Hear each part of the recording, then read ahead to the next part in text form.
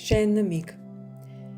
Ko se boste v srcu res odločili dati priložnost sebi, se spoznati v dno duše in živeti tisto življenje, katerega si res želite in zaslužite in dejansko, po kar ste prišli, bodo energije vesele.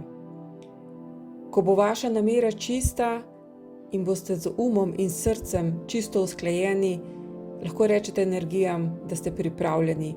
In potem bodite pozorni, kako vam bodo samo prinašale osebe, ki se s tem ukvarjajo, ki vam bodo lahko dale neko dodatno vrednost, napotek, neko pot, ker naenkrat se boste družili s takimi ljudmi, vse več se jih bo pojavljalo v vašem življenju.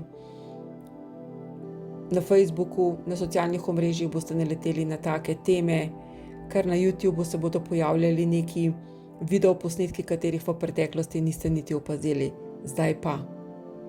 In vse to se dogaja zato, ker vas energije slišijo in to lahko preverite.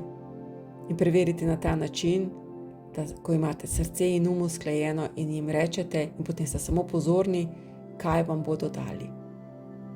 In vse to bo samo za vas. Tako lahko preverite in začnete s poznavanjem sebe.